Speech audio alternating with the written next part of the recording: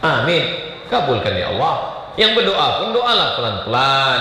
Allahumma inna nas'aluka salamatan fid din. Amin. Wa afiatan fil jasad. Amin. Ini kadang ada yang berdoa cepat pula. Allah mau gitu ya. Balik anak ke rumah, mak dia bertanya, apa doa imam tadi? Entah maut tadi mak. Mungkinlah Donald Trump sedang attack ini banyak maut kan dia. Tapi pelan-pelan. Subhanallah. Dia tengok dia cepat-cepat betul. Apa ni?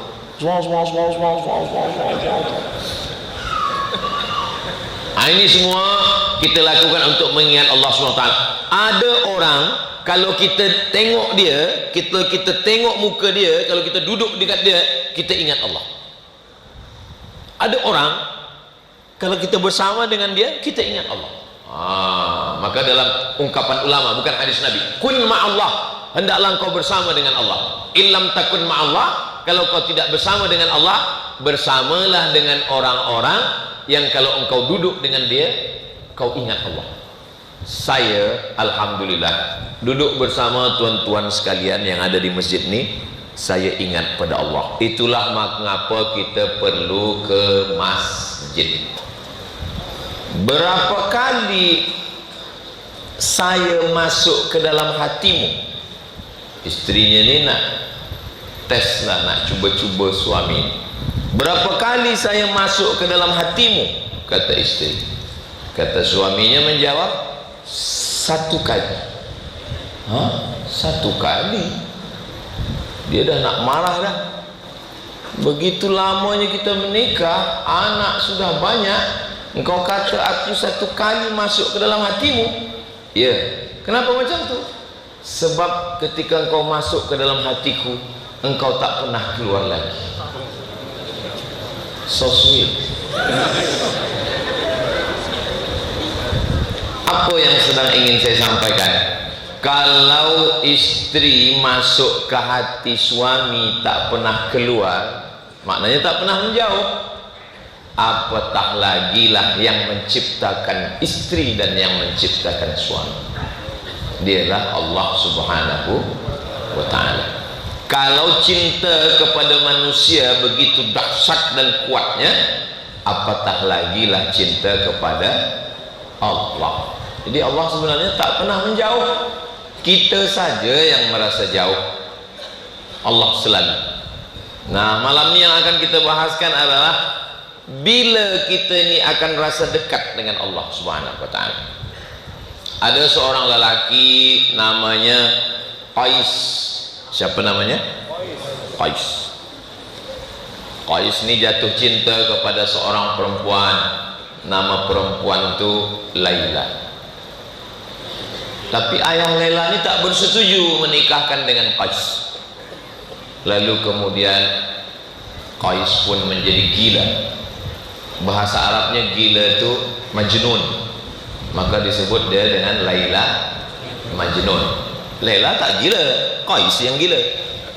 Tergila-gila kepada Laila. Mohon maaf kalau puan ada nama Laila. Lalu kemudian orang bertanya kepada Qais sedang duduk tepi pantai. Apa yang kau tengok? Kata Qais, Laila. Kami menengok pantai. Saya tak nampak laut, tak nampak pasir, tak nampak pantai. Nampak macam dia. Apatah lagi cinta kepada pencipta Laila, Allah Subhanahu wa ta'ala. Jadi kalau ada orang mengatakan, saya tak percayalah, berarti belum jatuh cinta. Kenapa Ustaz Samad dari tadi bagi contoh cinta kepada manusia saja? Ini sebagai perbandingan bahwa cinta kepada Allah Subhanahu wa ta'ala. Ini orang sedang sembahyang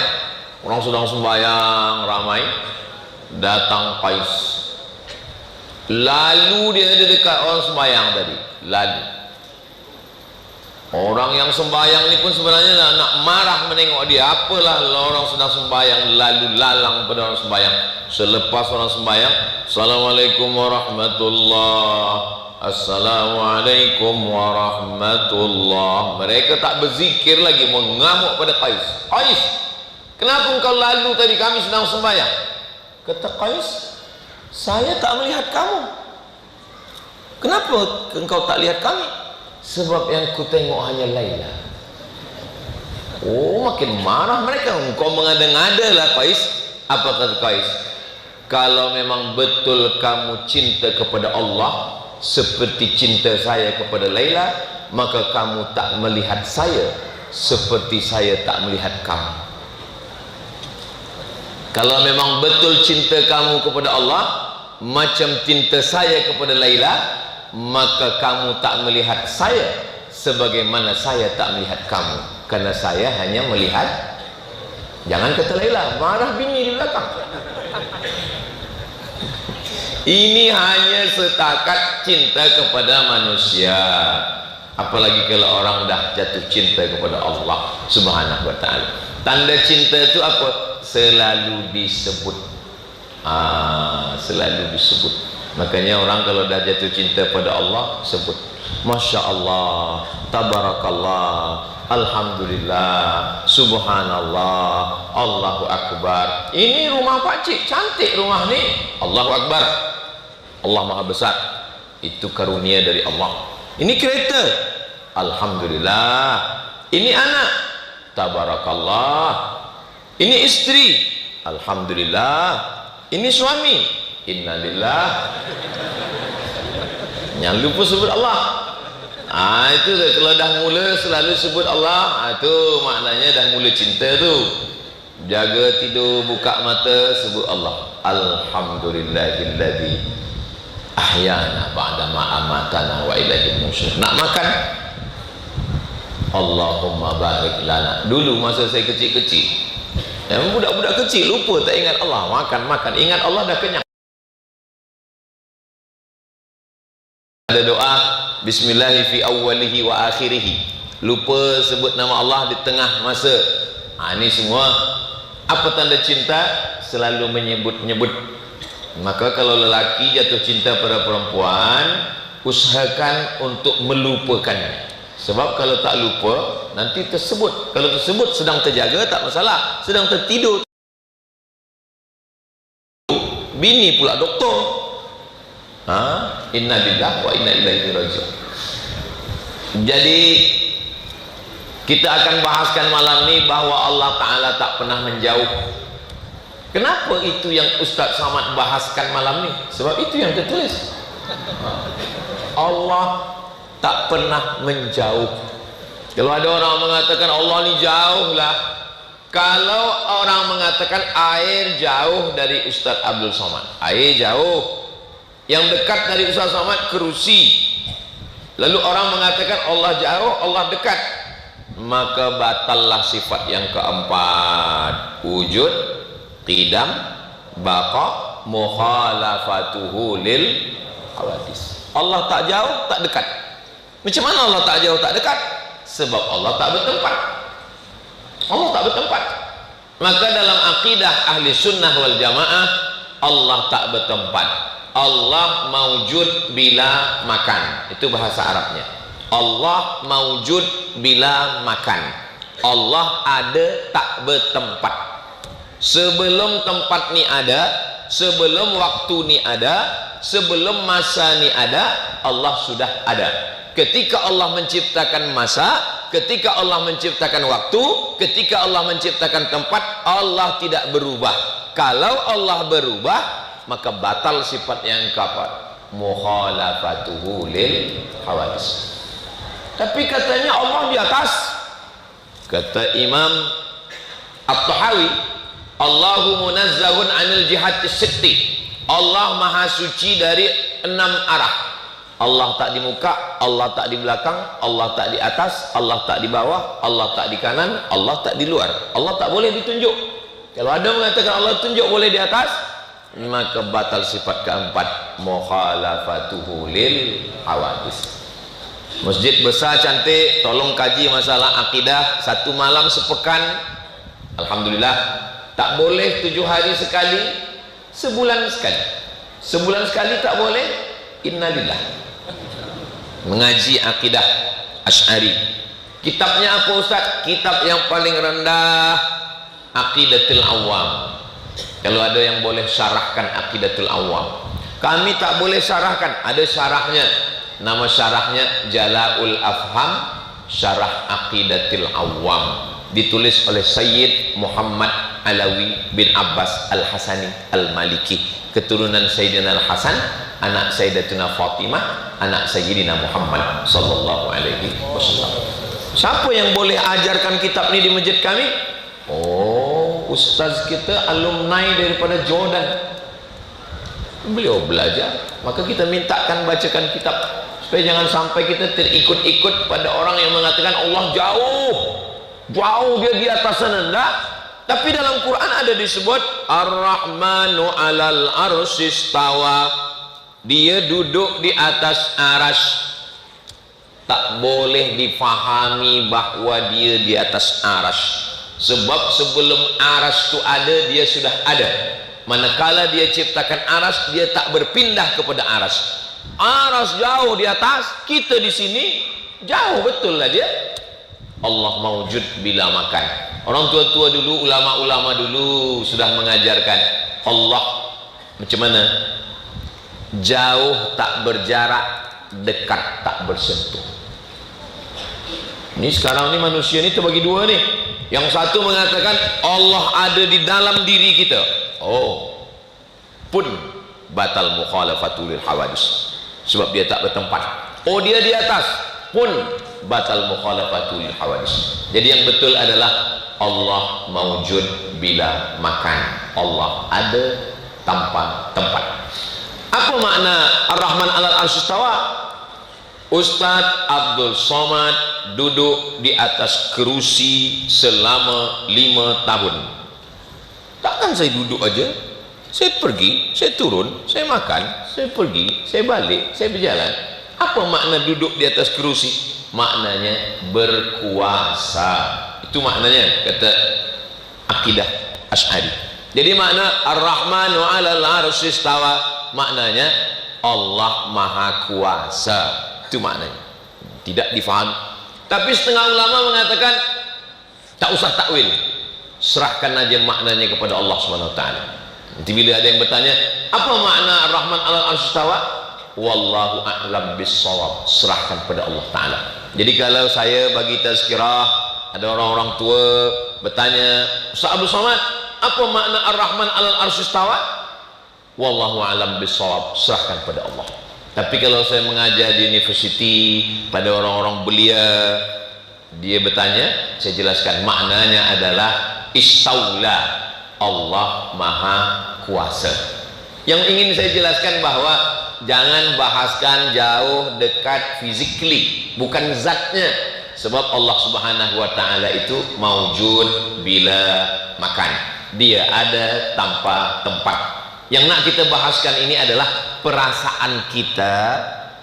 Istri saya sekarang jauh, dia sedang berada di Kuala Lumpur. Kami sama-sama berangkat dari Pekanbaru, Riau ke Kuala Lumpur. Dia duduk di Kuala Lumpur dengan anak-anak.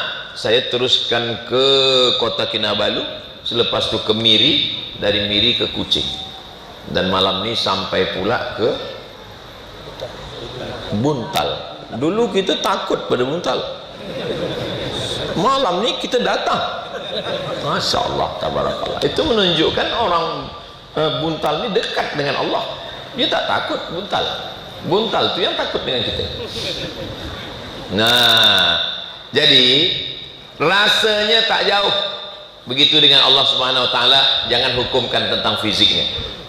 Berapa masa kita dekat dengan Allah? Satu, menurut dalil-dalil lah. Apa kata Allah Ta'ala dalam hadis qudsi? Wa ana ma'ahu idza dzakarani, wa ana, aku, saya, ma'ahu, bersama dengan dia, idza dzakarani, kalau dia mengingat aku. Hadis ini hadis sahih, hadis qudsi. Ana inda husni dhanni abdi bi, aku menurut prasangka hambaku, saya menurut prasangka hamba, kata Allah Ta'ala. Wa ana ma'ahu idza dzakarani, dia bersama denganku ketika dia mengingat aku. Mengingat itu bahasa Arabnya zikir. Mulut menyebut, hati mengingat, fikiran fokus. Apa yang kita sebut? La ilaha illallah, Allahu akbar, la haula wala quwata illa billah, hasbunallahu wa ni'mal wakil, ni'mal maula wa ni'man nasir, wa la haula wala quwata illa billahil aliyyil azim, astaghfirullahal azim, Allahumma sholli ala sayyidina Muhammad wa ala ali sayyidina Muhammad. Semua itu adalah zikir. Seelok-eloknya tiga, mulut menyebut, fikiran fokus. Kalau boleh tiga-tiga ni alhamdulillah. Saya tak boleh Ustaz Abdul Somad. Fikiran saya kadang ingat ke ladang, ingat kereta, ingat ke hutang, ingat ke mana? Hati. Dua, mulut dengan hati. Selemah-lemahnya zikir, mulut saja pun jadilah. Maka kalau ada orang hanya mulutnya saja dia pegang tasbih, subhanallah, subhanallah, subhanallah, subhanallah, itu pun lebih baik daripada tak berzikir sama sekali. Macam mana kalau hati saja, mulut tak berzikir? Itulah bila kita bercerita. Bila kita bercerita dengan orang, kita takut bohong, kita takut dusta, kita takut tipu, kita takut curang, kita takut zalim. Itu sebenarnya mulut kita tak menyebut, tapi hati kita ingat. Saya pun tak nak juga selepas nama masjid kita Masjid Darul Muttaqin. Dar rumah, muttaqin orang yang takut kepada Allah. Ini rumah tempat orang-orang yang takut kepada Allah. Sekarang banyak orang tak takut sama Allah. Bila ditanya, kau takut siapa-siapa? Sama bini. Takut kepada Allah Subhanahu wa taala. Jadi yang membuat kita ni dekat dengan Allah yang pertama adalah zikir. Cuba zikir ni mana yang rasa selesa, teruskan.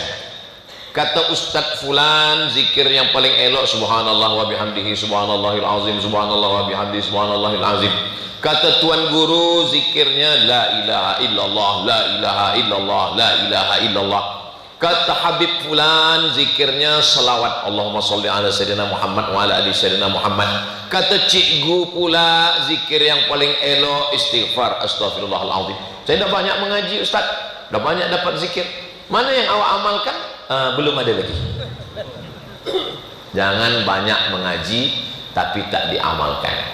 Mana yang paling selesa, pilih. Ustaz Abdul Somad dari banyak zikir ni, manalah yang Ustaz yang paling amalkan? Salawat. Saya zikir saya tetap istighfar, lepas sembahyang tetap subhanallah, alhamdulillah, Allahu akbar. Saya tetap zikir tahlil la ilaha illallah. Tapi bila waktu kosong, di kereta, di pesawat terbang, sedang berjalan, tadi nak kemari, saya rasa tenang dengan selawat. Selawat mana yang Ustaz amalkan? Selawat paling pendek, Allahumma sholli ala sayyidina Muhammad wa ala ali sayyidina Muhammad. Tapi kalau orang bertanya, kita tetap bercakap. Ustaz bila dari Riau? Oh, saya hari Khamis. Ke mana sebelum ini? Tadi di Kota Kinabalu, terus ke Miri. Kadang orang ni bila ada orang di situ pula dia berzikir. Jadi orang pun seganlah nak bercakap. Bila ada orang, situ pula nak tunjukkan berzikir. Orang tak ada, baru main Mobile Legend.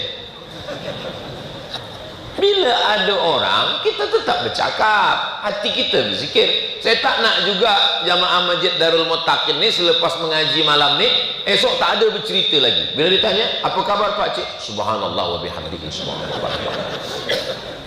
Tetap sambung silaturahim, mulut bercakap, hati mengingat. Alladzina yadhkurunallah, orang-orang yang mengingat Allah qiyaman, tegak, wa qu'udan, duduk, wa ala junubihim, berbaring nak tidur.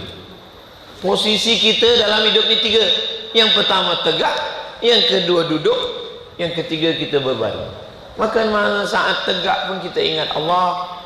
Alladzina yadhkurunallah, ada orang yang zikirnya Allah Allah saja. Allah Allah Allah Allah Allah Allah Allah Allah Allah Allah, menenangkan diri kepada Allah Subhanahu wa taala.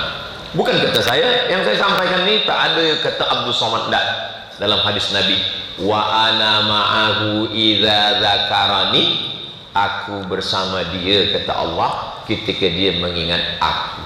Itulah kenapa kita mesti ingat pada Allah Subhanahu wa ta'ala. Sebelum tidur kita ingat dia, Bismika Allahumma ahya. Jangan dibaca sekarang, mau tertidur. Di mana letak zikir itu? Zikir.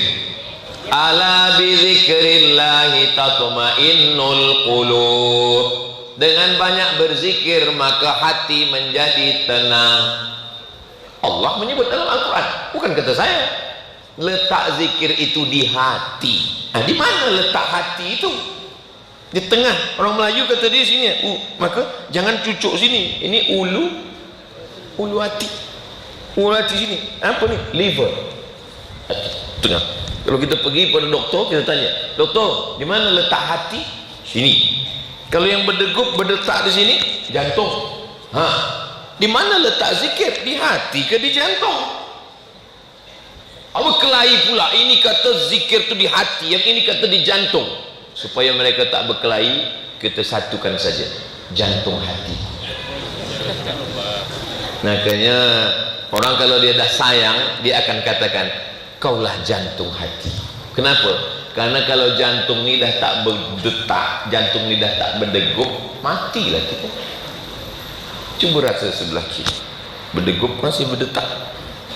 Kalau masih berdegup, alhamdulillah. Kalau tidak, bagi tahu cepat. Kain kafan jenazah dah siap. Maka kita mahu setiap degup detak jantung kita ni berzikir. Ustaz Abdul Somad dah sampai kepada level tu? Belum lagi. Macam kita bawa motosikal juga.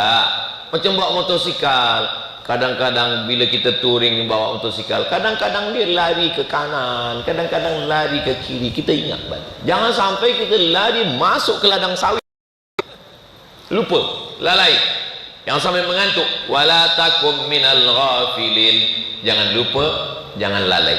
Semua orang yang accident, bila kita tanya sebelum accident, kena rupa-rupanya orang yang kena accident itu akal tu tercabut. Itu maka kita tak pernah lupa. Saya pergi ke Kahera, sampai di Kahera betul, dia mursyid tarekat Naqsyabandiyah di Subro Khemah. Saya tengok tak ada yang guna tasbih, tak pakai tasbih. Dalam hati saya, kenapa lah orang ni tak bertasbih? Dalam hati saya, tapi saya nak tanya segan.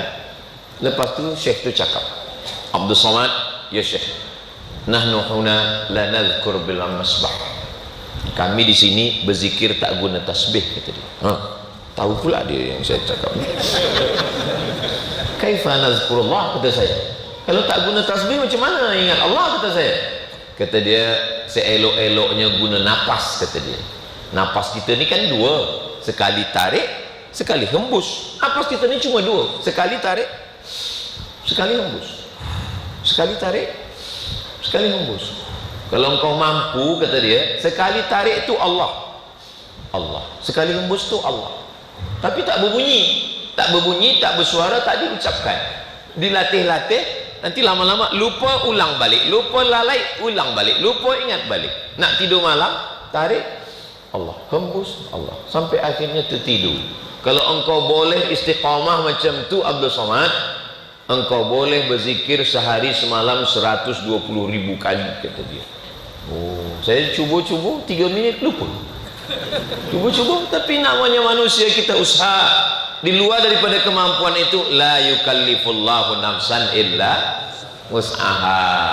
Itulah kenapa bila kita bawa kereta di Makkah, Madinah, ke Jeddah, cubalah tengok di tepi-tepi jalan, udah agak-agak 500 meter, subhanallah, itu lagi Allahu Akbar, pergi lagi walhamdulillah, pergi lagi masya Allah, tengok lagi tabarakallah. Dulu saya tak faham, kenapa lah orang ni tulis tepi jalan ni, rupa-rupanya supaya jangan lalai manakala dia drive kereta. Tengok subhanallah.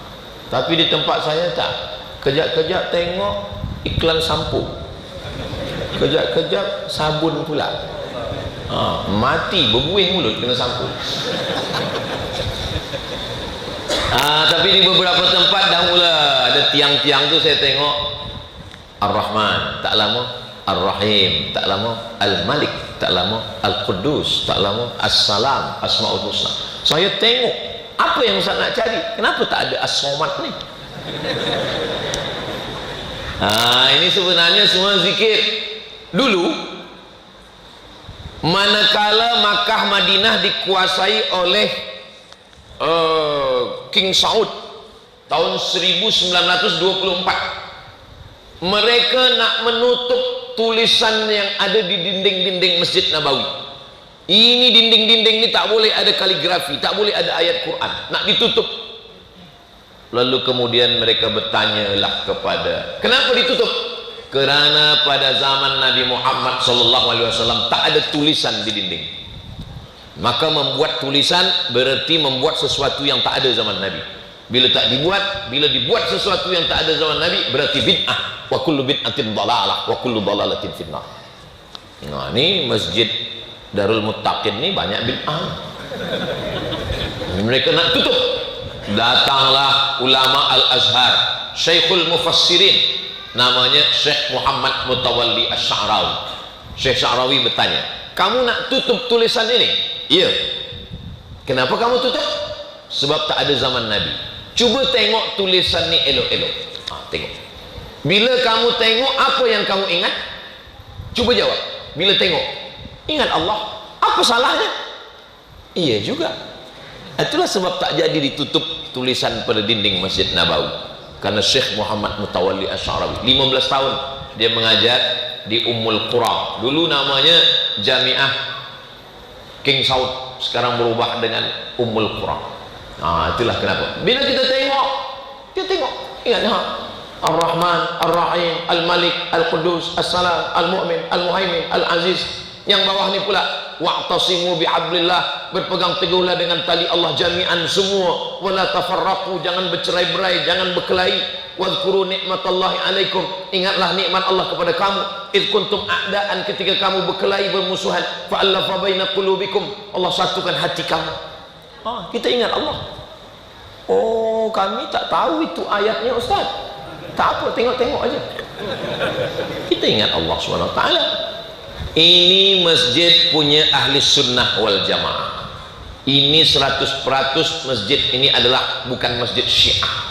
Dari mana Ustaz tahu? Kerana ada tulisan di dinding Umar bin Khattab, Utsman bin Affan. Tuh Utsman bin Affan yang ada hadapan, sebelahnya Umar bin Khattab. Syiah mana mau tulis Umar dan Utsman?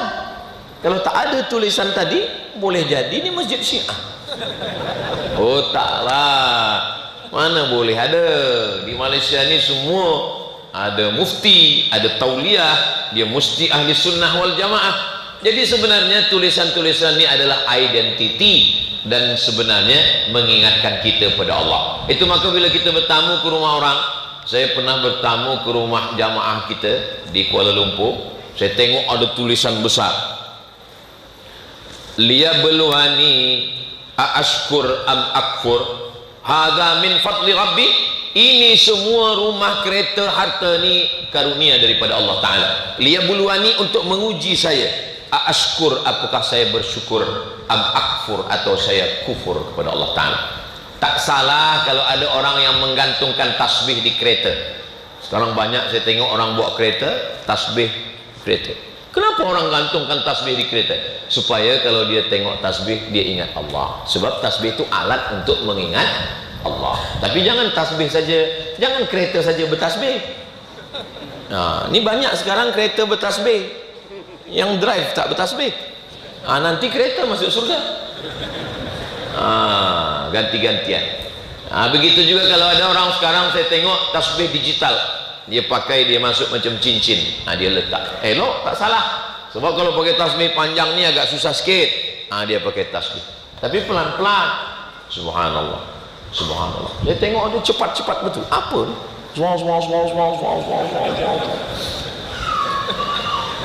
Ini semua kita lakukan untuk mengingat Allah SWT.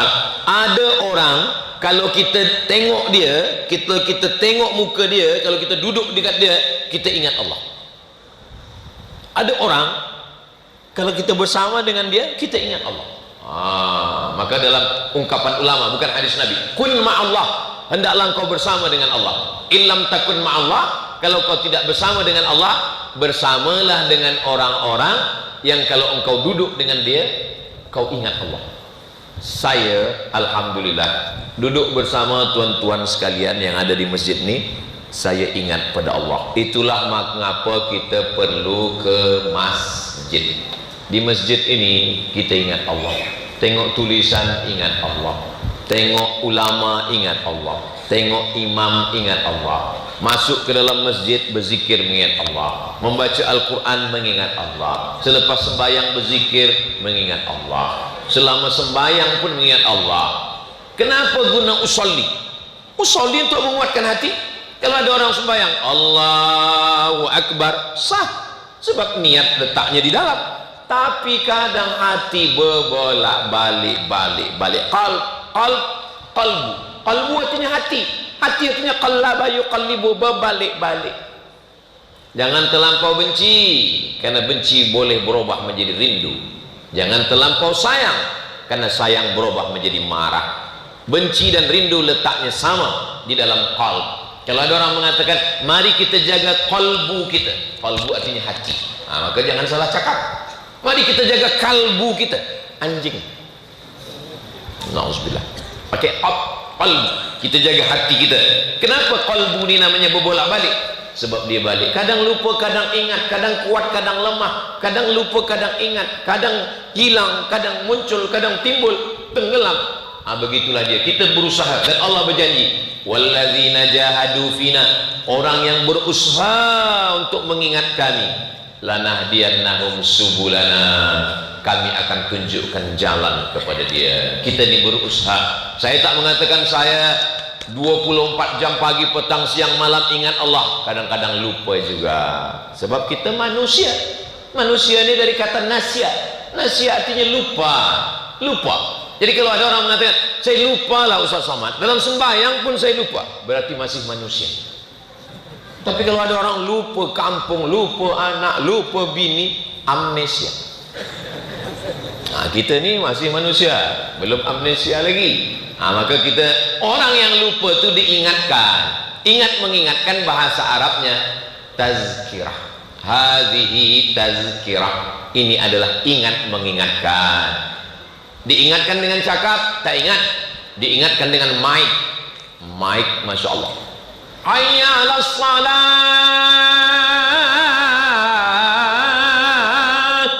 untuk mengingatkan. Maka dia pun datang. Dia tak merasa saya yang sembahyang, tak.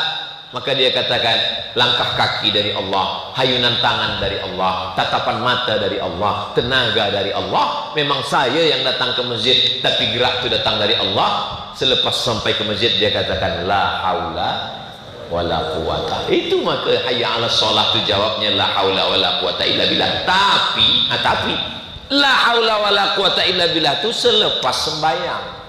Ini sekarang banyak juga orang, kenapa tak sembahyang? Belum ada gerak dari Allah. La ilaha illallah. Ada orang macam ni.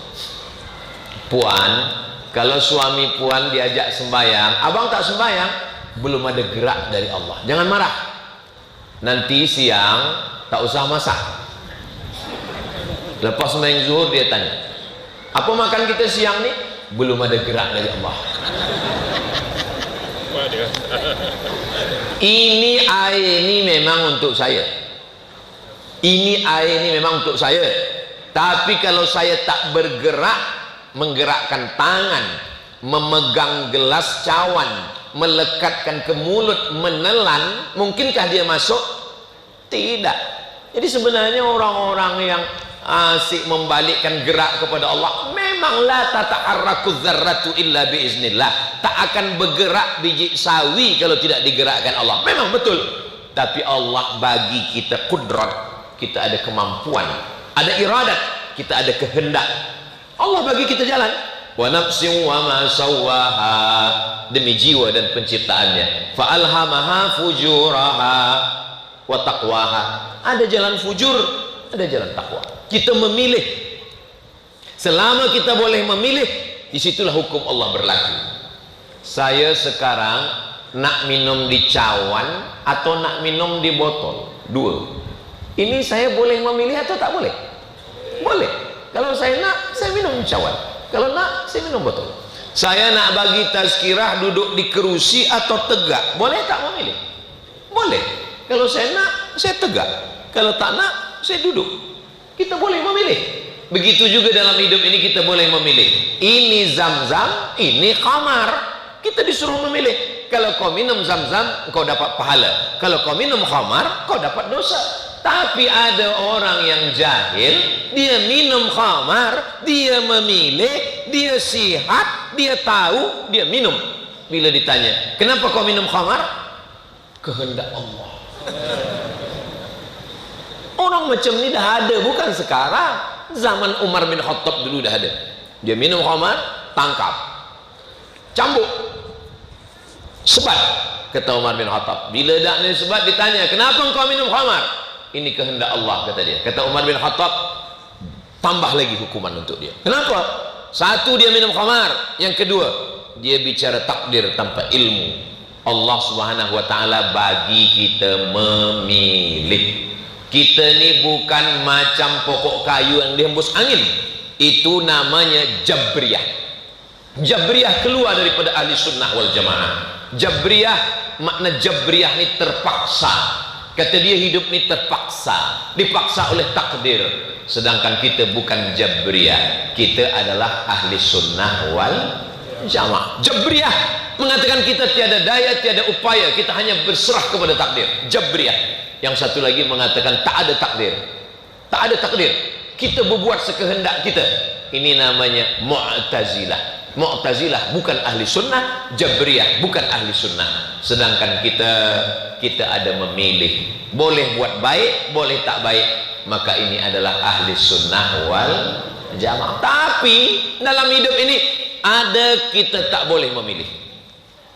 Saya menjadi orang Melayu, lahir dari seorang rahim perempuan di Pulau Sumatera. Itu saya boleh memilih atau tak boleh? Mana boleh? Bukan dulu datang malaikat bertanya, kau nak jadi orang Sumatera, nak jadi orang Kuching? Ini tak boleh memilih. Padahal yang kita tak boleh memilih, maka Allah tak menghukum kita. Tapi ketika kita boleh memilih, maka jangan olok ejek orang kerana sukunya. Ada suku Bugis, ada Makassar, ada Banjar, ada Melayu, ada Jawa. Kerana dia tak boleh memilih. Bukan boleh memilih, bukan dulu datang malaikat, kau nak jadi apa? A, Arab, B, Batak, C, Cina. Tak ada. Kita tak boleh olok orang. Tapi dalam masalah yang boleh memilih, berfikir, afala ta'qilun, kenapa tak berfikir? Afala tatafakkarun, kenapa tak guna akal fikiran? Ini tentang masalah orang ke masjid. Sebab zaman dulu orang kalau malas ke masjid, dia cakap malas saja. Kenapa awak tak ke masjid? Saya malas. Zaman sekarang ni dua salah. Sudahlah malas ke masjid, mencari-cari dalil pula. Kenapa awak tak ke masjid? La haula wala quwwata illa billah. Oh, siapalah agaknya yang mengajar dia ni smart macam ni? Syaitan. Berguru kepada siapa dia? Tak ada ulama yang mengajarkan macam ni. Man la syaikha lahu, siapa yang tak berguru, fasyaitanu syaikhuhu. Nabi Muhammad sallallahu alaihi wasallam sakit. Bila dia tengok sahabat sembahyang, maka dia minta angkat kakinya pun tak boleh melangkah ke kaki. Dan sampai ke masjid Nabi duduk. Nabi ingin solat berjamaah. Nabi solat berjamaah. Nabi tak pernah tinggal sembahyang. Ini sekarang ada pula orang berkata, dia bila ditanya, saya tengok awak tak pernah sembahyang. Saya sembahyang di Sidratul Muntaha.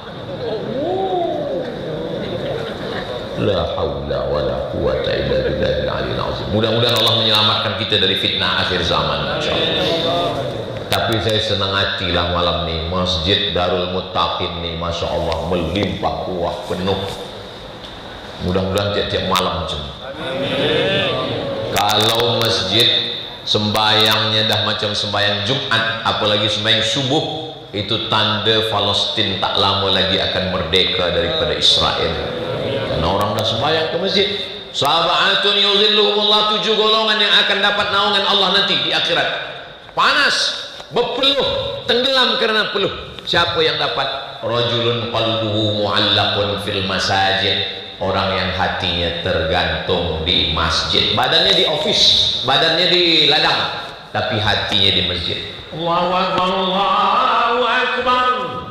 Tak sabar hati nak datang ke masjid. Orang di masjid dia bersama dengan Allah. Kenapa?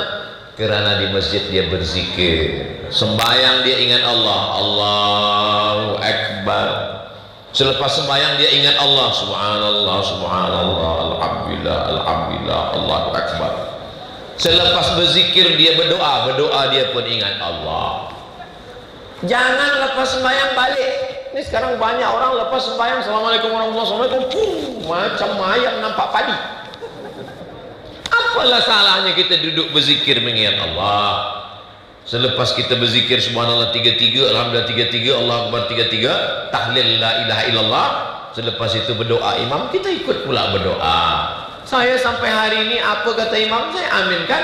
Kenapa? Nabi bagi tahu, ad-da'i orang yang berdoa, wal mu'ammin yang mengaminkan, fil ajri sawa, pahalanya sama yang berdoa dengan yang mengaminkan. Saya kalau berdoa sendiri, mungkin saya lupa, mungkin saya tak tahu, mungkin saya letih, tapi kalau mengaminkan, kita amin, amin, amin, amin, kabulkan ya Allah. Yang berdoa pun doalah pelan-pelan. Allahumma inna nas'aluka salamatan fid din, amin, wa afiatan fil jasad, amin. Ini kadang ada yang berdoa cepat pula, Allah, Allah, mau gitu ya. Balik anak ke rumah, mak dia bertanya, apa doa imam tadi? Entah maut dari mak. Mungkinlah Donald Trump sedang attack ni, banyak maut kan. Sebab budak-budak kecil ni sebenarnya mereka ni tak tahu apa bacaan sembahyang ni. Saya tak pernah menghafaz bacaan sembahyang. Tak pernah saya menghafaz bacaan lepas sembahyang tu menengok surat, tak pernah. Kenapa hafaz? Ya karena tiap-tiap hari kita mendengar Astaghfirullahalazim alladzi la ilaha illa huwal hayyul qayyum wa atubu ilaih. La ilaha illallah wahdahu la syarikalah, lahul mulku wa lahul hamdu yuhyi wa yumiitu wa huwa ala kulli syai'in qadir. Allahumma antas salam wa minkas salam. Jadi kalau ada orang bertanya, Ustaz Abu Somad, ya, zikir selepas sembahyang itu kuat atau pelan? Kuat. Kenapa? Untuk mengajar makmum. Tapi makmum dah tahu. Ada 3 yang tak tahu. Yang pertama budak kecil, yang kedua mu'alaf baru masuk Islam, yang ketiga orang Islam. Memang ayah dia Islam, atuk dia Islam, tapi dia baru sekali itu sembahyang. Itulah kita bagi tahu. Kalau kita tak bagi tahu yang ketiga orang ni, nanti dia balik ke rumah, ditanya sama anak isteri dia, apa kata imam tadi? Dia tak tahu tak apa dia baca. Maka di masjid dekat rumah saya pesankan ke imam, doa jangan ubah-ubah. Sebab yang di situ budak-budak penuntut, doa kata saya 10 saja.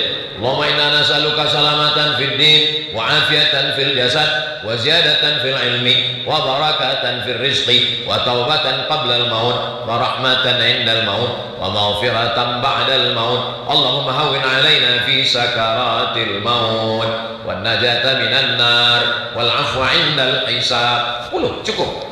Tutup dengan Rabbana atina fid dunya hasanah wa fil akhirati hasanah wa qina azabannar. Tutup dengan Al-Fatihah. Al-Fatihah membuka rezeki yang tertutup, dibuka dengan Al-Fatihah. Hati yang tertutup dibuka dengan Al-Fatihah. Pikiran yang terkunci dibuka dengan Al-Fatihah. Itu maka orang-orang tua dulu, ala hazihin niyyah, untuk niat yang baik ini Al-Fatihah. Baca Al-Fatihah pun baca pelan-pelan. Saya kalau baca Al-Fatihah pelan, Bismillahirrahmanirrahim, Alhamdulillahi Rabbil Alamin, Ar-Rahman. Ini sekarang saya tengok ada Allah.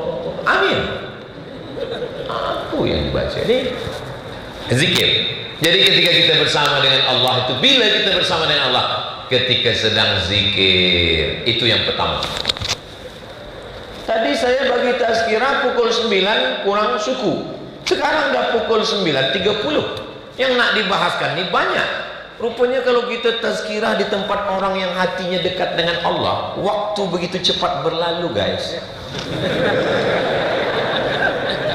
Yang kedua, bila kita rasa dekat dengan Allah, Allah tak pernah jauh. Allah tak pernah menjauh. Kita saja yang menjauh. Bila kita zikir dekat. Yang kedua, innallaha ma'as sabirin. Allah bersama dengan orang yang sabar. Ketika kita sabar, disitulah Allah terasa dekat. Allah tak pernah menjauh. Kita yang rasa jauh. Tapi ketika kita sedang sabar, sabar ini ada 3 level. Level ekonomik, VIP, VVIP. Sedang sakit, coba tengok orang di hospital. Lebih banyak orang ingat Allah di hospital apa di mall? Di mall kalau bulan puasa.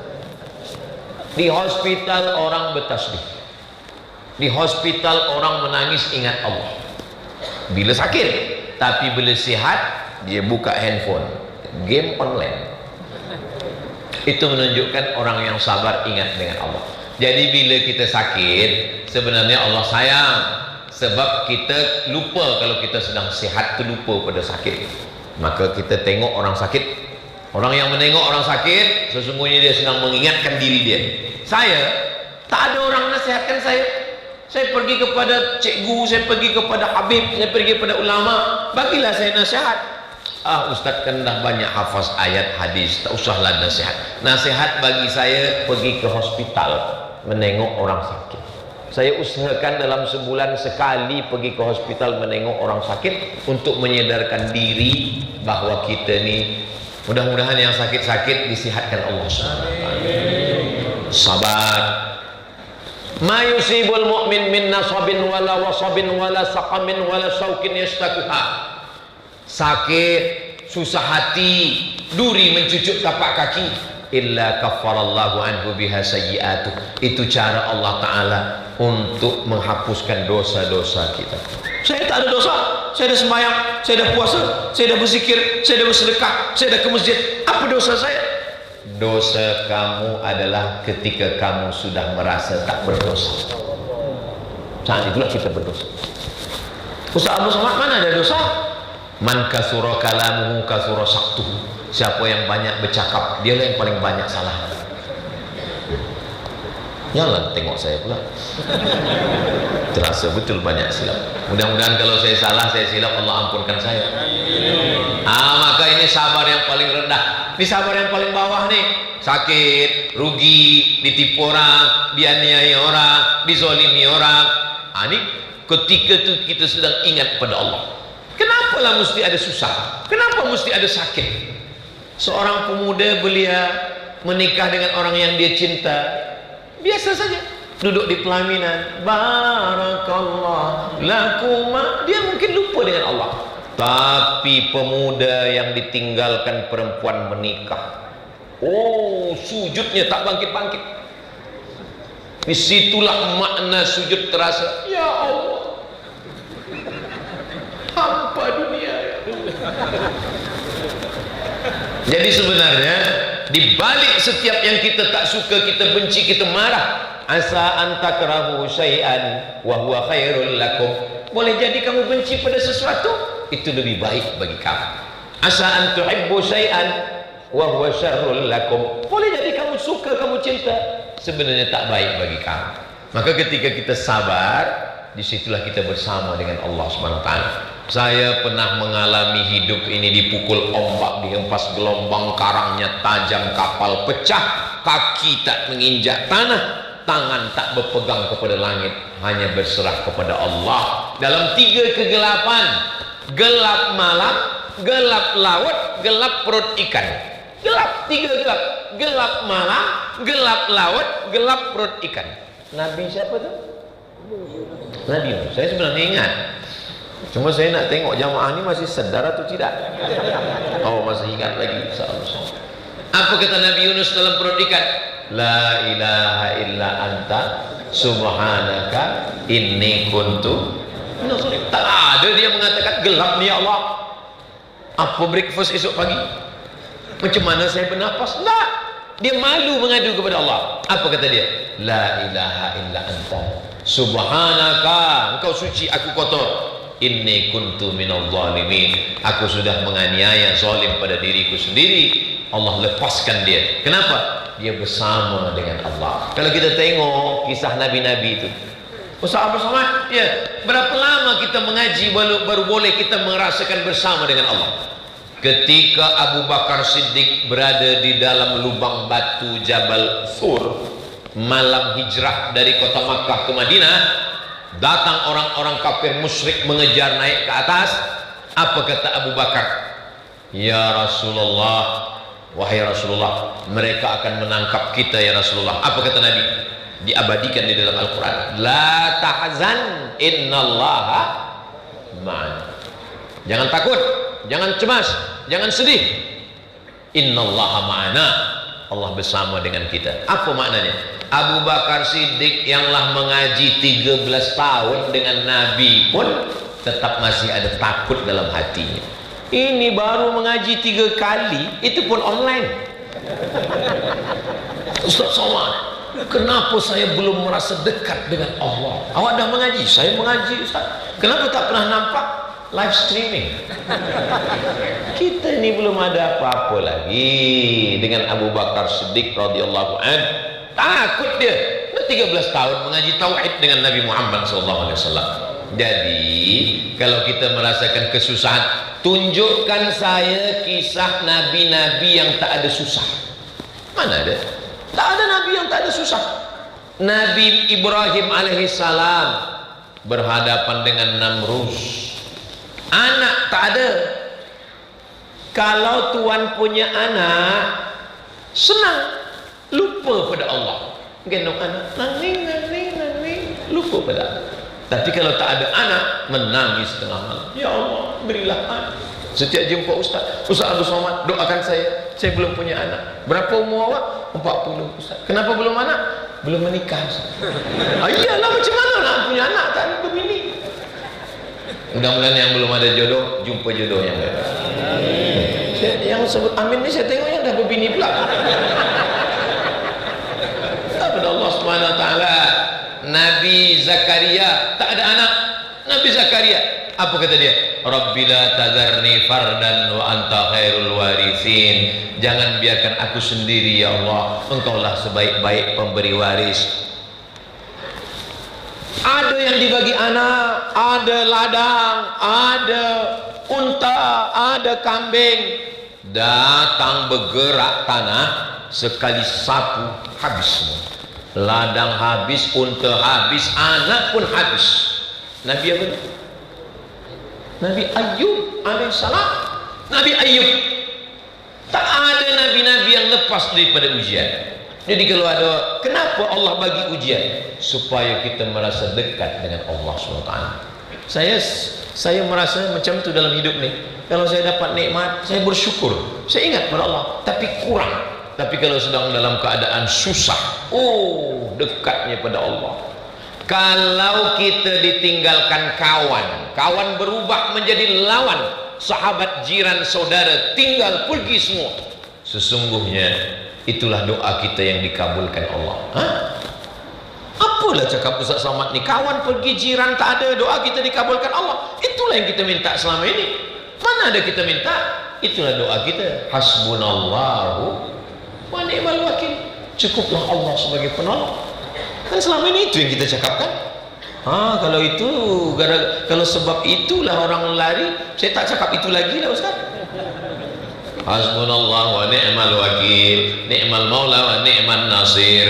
Cukup Allah sebagai penolong, cukup Allah sebagai penolong, cukup Allah sebagai penolong. Datang kesusahan, hanya Allah sebagai penolong. Kita terkejut, kenapa macam ni? Itulah yang kita doa selama ini. Kenapa kawan saya menjauhi saya?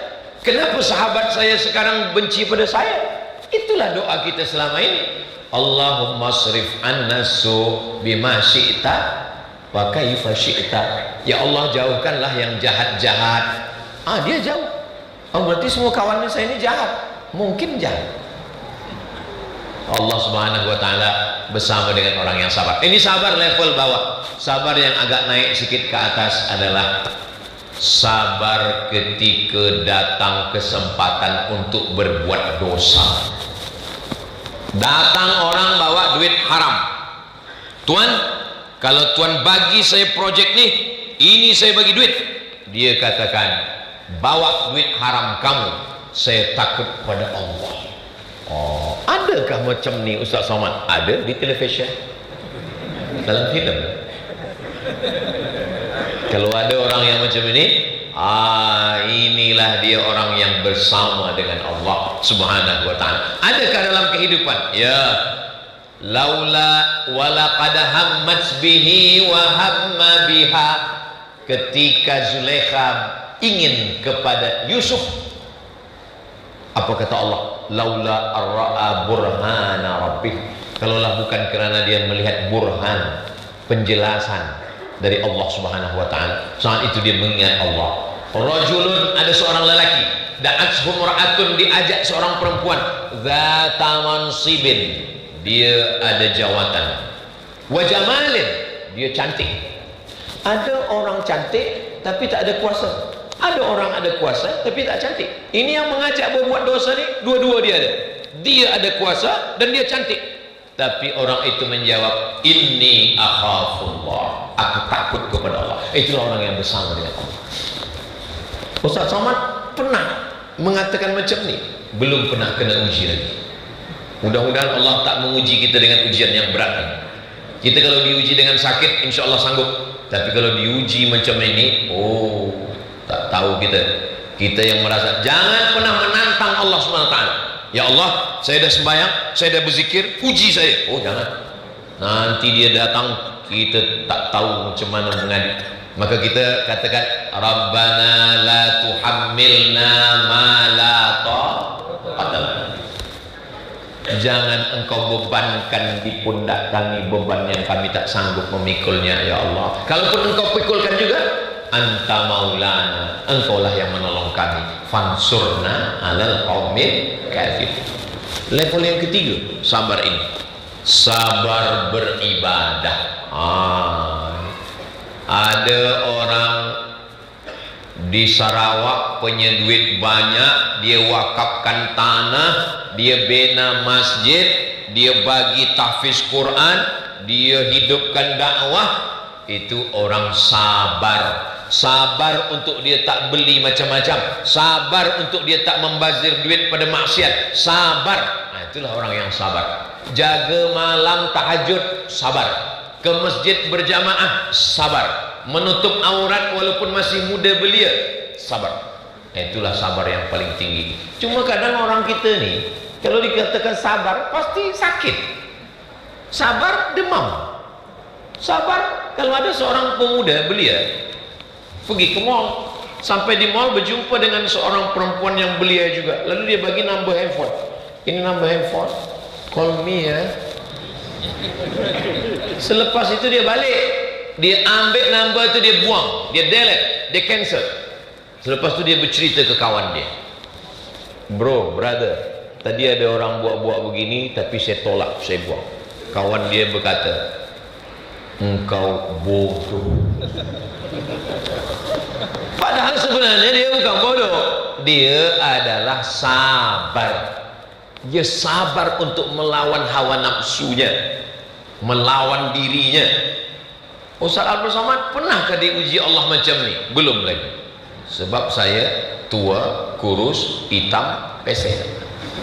Tapi yang belia-belia, yang muda, yang handsome, kalian inilah yang diuji Allah. Jadi kalau saya dikatakan Allah, Ustaz Somad itu orangnya sabar, bukan sabar, karena memang tak ada ujian.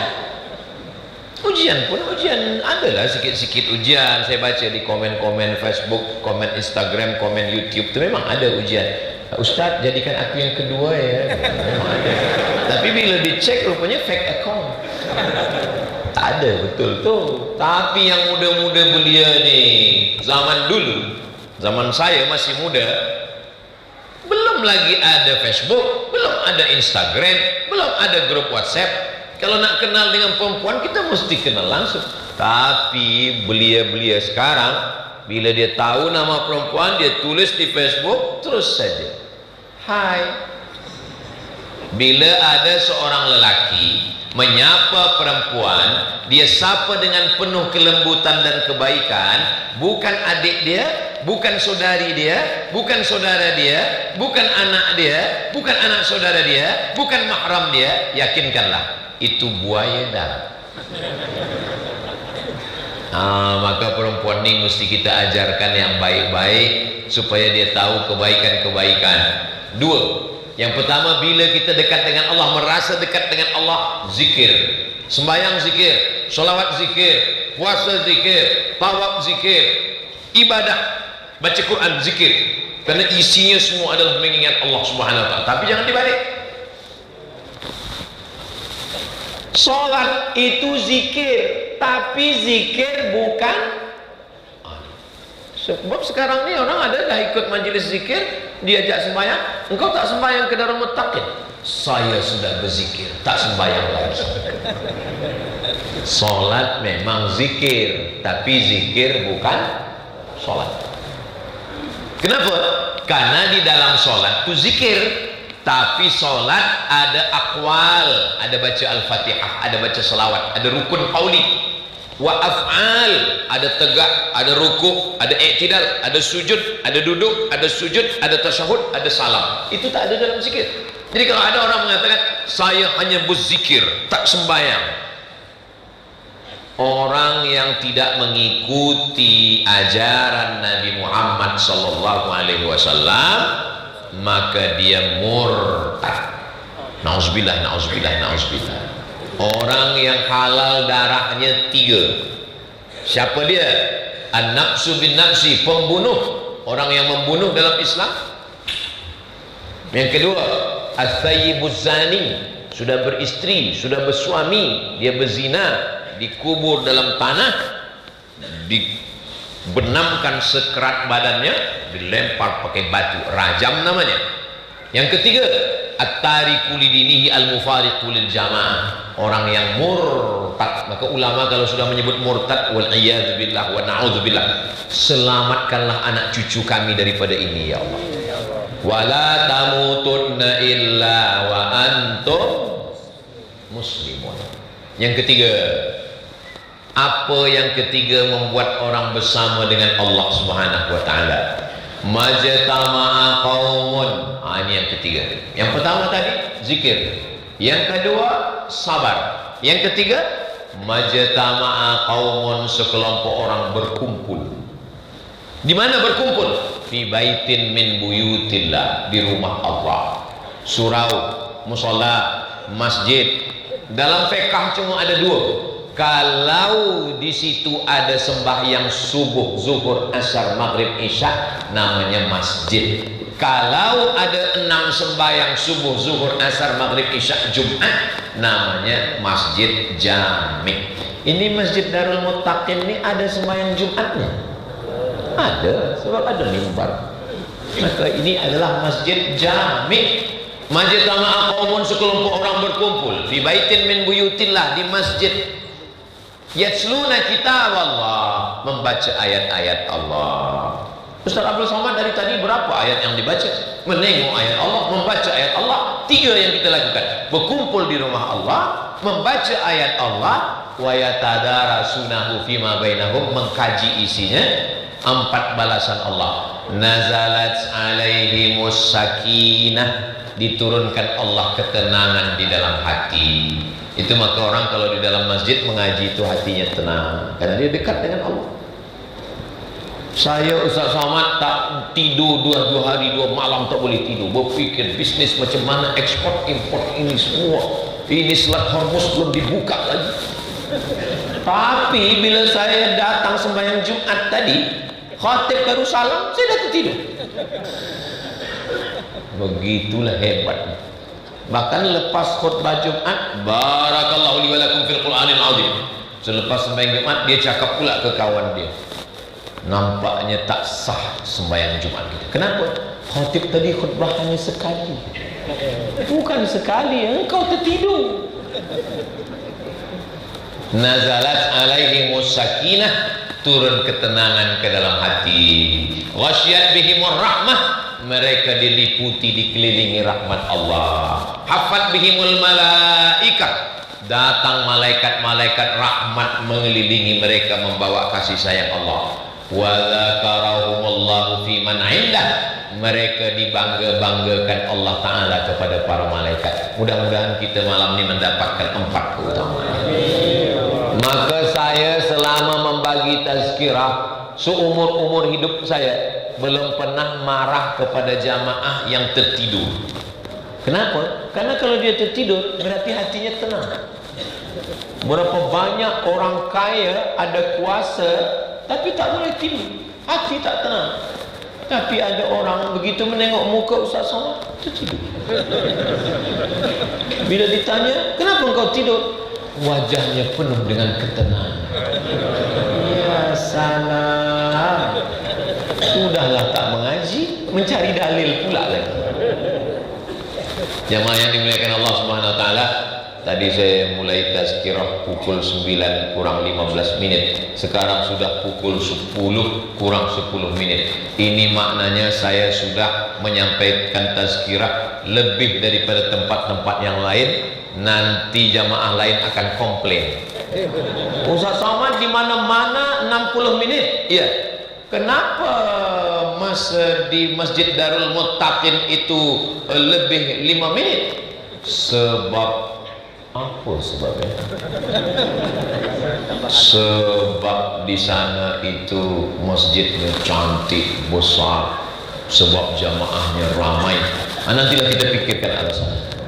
Tapi insya Allah mereka tak marah, sebab yang kita lakukan ini baik. Doakan supaya Ustaz Abdul Somad yang membagi tazkirah jangan hanya pandai bercakap, tapi hatinya mengingat Allah, lisannya berzikir menyebut Allah, selalu merasa dekat dengan Allah.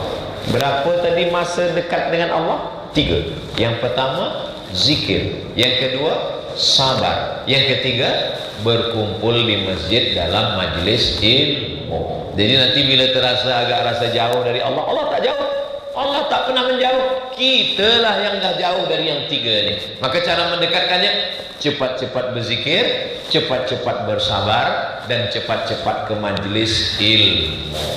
Masjid kita ni besar, tiap-tiap malam ada majlis ilmu, kita datang, kita duduk bersama, menengok wajah-wajah orang soleh, orang-orang baik, maka insya Allah kita selalu diberikan kebaikan, keberkahan insya Allah. Mudah-mudahan keluarga kita semua sakinah, mawaddah, warahmah, anak keturunan kita soleh dan solehah, sebagaimana Allah kumpulkan kita malam ini di majlis ilmu di tempat yang baik, berkumpul pula nanti kita di surga bersama Nabi Muhammad SAW.